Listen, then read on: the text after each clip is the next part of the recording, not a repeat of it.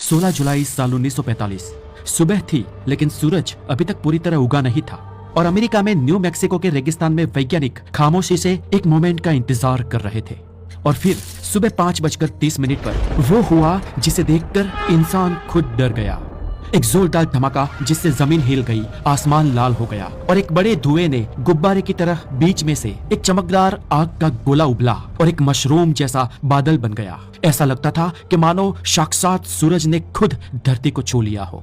और ये नजारा देखकर रॉबर्ट ओपेनहाइमर को गीता का एक श्लोक याद आ गया, अब मैं मृत्यु बन चुका हूँ, संसार का संहारक। ये धमाका तो सिर्फ एक परीक्षण था, लेकिन इसके ठीक 20 दिन बाद 6 अगस्त और 9 अगस्त साल 1945 के दिन जापान के हिरोशिमा और नागासाकी पर यह नया आविष्कार कहर बनकर टूट पड़ा। और इसमें एक ही पल में जापान के 1.5 लाख से ज्यादा लोग भाप बनकर हवा में उड़ गए। और अगले 2 महीने में रेडिएशन के कारण मरने वालों की संख्या इससे 2 गुना ज्यादा हो गई। और उसके बाद कई सारे लोगों को कैंसर, हैंडीकैप और शारीरिक बीमारियां हुई। ये तबाही देखकर जिस फिजिक्स के E=mc² सूत्र से रॉबर्ट ओपेनहाइमर ने यह परमाणु बम बनाया था, उस सूत्र के रचयिता यानी कि एल्बर्ट आइंस्टाइन जापान पर हुए हमले की खबर सुनकर दिन भर रोए थे। और इंसानियत ने पहली बार देखा कि विज्ञान जब अपनी संवेदना खो देता है तो वो राक्षस बन जाता है। जापान पर कहर बरसाने वाले 2 न्यूक्लियर बॉम्ब यानी कि लिटिल बॉय और फैटमैन थे, जिसमें लिटिल बॉय में यूरेनियम 235 का इस्तेमाल किया गया था और फैटमैन में प्लूटोनियम का। और ये दोनों ही तत्व बहुत ही खास है क्योंकि ये फिशन प्रक्रिया करते हैं। इस प्रक्रिया में होता यह है कि यूरेनियम 235 या प्लूटोनियम 239 को जब न्यूट्रॉन से टकराया जाता है तो ये फट जाते हैं और फटते ही ये बहुत ही तेज और अधिक ऊर्जा के साथ न्यूट्रॉन्स को छोड़ते हैं। यानी कि इस प्रक्रिया में जब एक परमाणु टूटता है तो एक छोटे से परमाणु के अंदर से भी बहुत ही तेज ऊर्जा निकलती है और साथ ही उनमें से निकलते हैं कई और न्यूट्रॉन्स जो बाकी परमाणुओं को तोड़ना शुरू कर देते हैं। और वो परमाणु और ऊर्जा के साथ और न्यूट्रॉन्स पैदा करते हैं और वो न्यूट्रॉन्स और परमाणु। इस प्रकार प्रचंड ऊर्जा का ये सिलसिला लगातार शुरू हो जाता है जब तक यूरेनियम का संपूर्ण मास खत्म नहीं हो जाता। और इसी को कहते हैं अनकंट्रोल्ड चेन रिएक्शन। और यही न्यूक्लियर बॉम्ब का असली रहस्य है।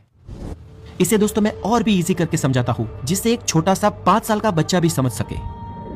आपने दोस्तों वो कभी जिंगा वाला गेम खेला है जहां पर आप एक के ऊपर एक ब्लॉक रखते जाते हैं। इस जिंगा गेम में आप जितने ब्लॉक्स एक के ऊपर एक रखते जाओगे वो गेम उतना ही अनस्टेबल हो जाएगा, यह स्ट्रक्चर उतना ही भारी होता जाएगा। और जब इसकी हाइट बहुत ही हाई या ज्यादा हो जाती है तब सिर्फ एक छोटे से बहुत ही कम वजन के ब्लॉक रखने पर भी ये पूरा ढह जाता है। सिमिलरली यूरेनियम और प्लूटोनियम के एनरिच मात्रा के तत्व इतने भारी होते हैं कि उनमें कुछ ही न्यूट्रॉन्स ऐड करने पर वो बहुत अनस्टेबल हो जाते हैं और फट जाते हैं और असंख्य मात्रा में एनर्जी रिलीज करते हैं। एक यूरेनियम का परमाणु है जो चुपचाप शांत बैठा है जब तक कोई उसे छेड़े ना, लेकिन जैसे ही हम उस पर न्यूट्रॉन्स मारते हैं तो वो फट जाता है। अब देखिए फटने के बाद क्या होता है। जैसे ही ये यूरेनियम का परमाणु फटता है तो वो फटते ही बहुत ही ज्यादा गर्मी पैदा करता है और इससे उसमें से 3 न्यूट्रॉन पैदा हो जाते हैं और ये 3 न्यूट्रॉन और यूरेनियम के परमाणुओं को फोड़ते हैं और फिर उनसे और न्यूट्रॉन्स पैदा हो जाते हैं और ऐसे वही चेन लगातार चलती रहती है। और यही अनकंट्रोल्ड चेन जब हजारों परमाणुओं में एक साथ शुरू हो जाती है तो धरती कांप जाती है। मानो सूरज जितनी ताकत एक छोटी सी जगह में एक साथ प्रचंड मात्रा में पैदा हो गई हो, ऐसा भयानक विस्फोट होता है और यही होता है न्यूक्लियर ब्लास्ट। साल 1945 में जापान की धरती पर यूज हुए लिटिल बॉय में 64 किलोग्राम यूरेनियम था और उस वक्त उसकी ऊर्जा 15,000 TNT बारूद जितनी थी। लेकिन आज के दौर में ये न्यूक्लियर बॉम्ब इतने एडवांस बन चुके हैं कि अगर हम सिर्फ 1 किलोग्राम यूरेनियम ले तो वो 20,000 TNT जितनी ताकत दे सकता है, यानी कि 80 गुना घातक। और यही डरावना सच है। आज के परमाणु बम बहुत ही छोटे लेकिन भयानक होते हैं। अब चलिए जानते हैं जापान पर फूटने वाले लिटिल बॉय बॉम्ब ने कैसे काम किया था। तो लिटिल बॉय का डिजाइन एक गन जैसा था जिसके भीतर 2 टुकड़े थे।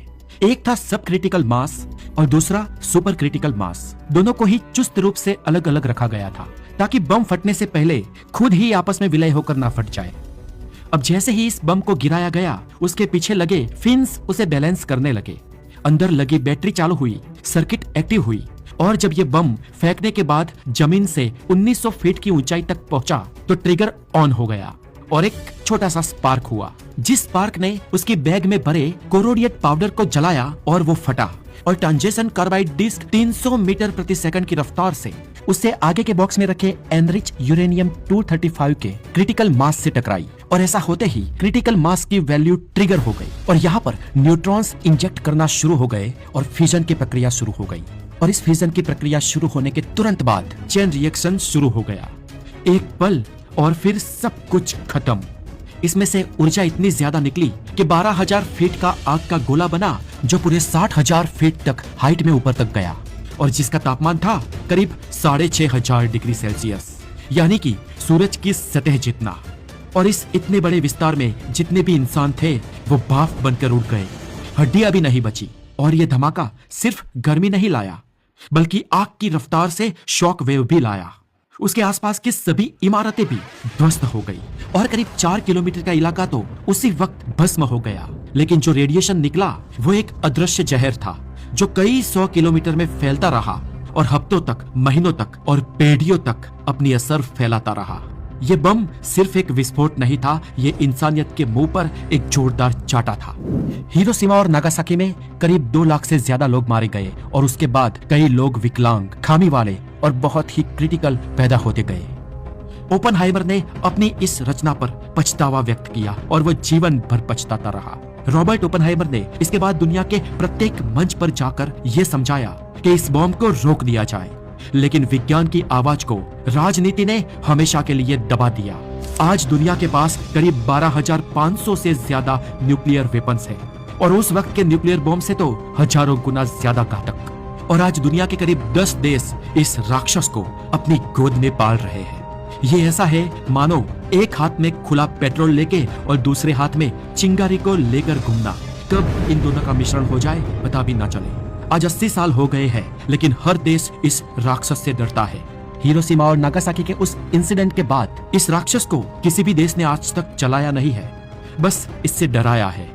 लेकिन क्या आज हम इतने समझदार हो गए हैं कि इसे भविष्य में भी नहीं चला पाएंगे, या फिर बस किस्मत अब तक हमारा साथ दे रही है? ये कहानी एक विज्ञान कथा नहीं, लेकिन हकीकत है। और सवाल मैं आप पर छोड़ता हूँ कि क्या हमें इस दुनिया में न्यूक्लियर वेपन्स को कंटिन्यू करना चाहिए या नहीं। तो दोस्तों बने रहे ऐसे ही साइंटिफिक नॉलेज के लिए द नॉलेज के साथ। अपना बहुत सारा ध्यान रखें। Have a wonderful day. Take care.